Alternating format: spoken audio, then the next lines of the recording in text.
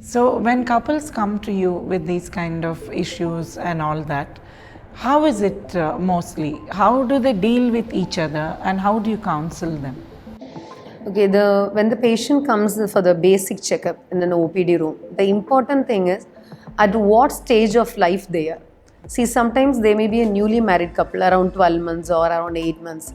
Some couples may be around 10 years after marriage. Some may be in their 45 years, and some people I have seen after menopause coming for an want of a child.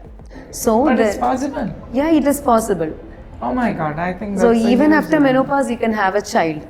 So, That's a very, very huge assurance to, I think, also many people, I think it may be a first or second marriage post menopause, like they might have had a very difficult life and later they find a good partner with whom they may want to have a child. Sure. The another one thing is after first divorce, they marry a second person.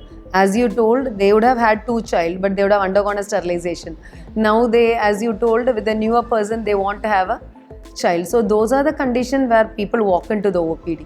So the timing of starting the treatment and the way of investigating them, way of evaluating them and treating them, everything depends upon the age of the patient, duration of married life, and the other medical and health condition of the patient. Family history as well? Family history we add on. See, when it comes to an IVF, ICSI and PGD, family history does play a role. Otherwise, most of the couples, the initial evaluation, a little bit of vitamin tablets and a healthy lifestyle, proper diet, proper physical activity, many a time they conceive. What is the success rate with PGD? Within IVF without PGD, the success rate may be around 130 to 40% per IVF cycle. Okay, which is good. When you add PGD onto IVF or ICSI, the success rate is definitely between 70 to 80%. That's excellent then. Fine. That is what we advise the patient for a PGD when they have undergone previous IVF failures or previous recurrent miscarriages. They would have opted for IVF for the first cycle. During the first cycle itself, we convince them and we counsel them regarding PGD. So at the time of counseling, both the advantages and the limitations we do discuss in person.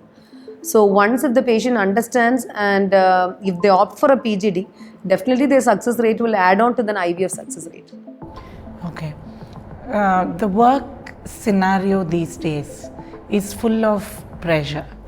Do you think that is causing the repeated miscarriages in women?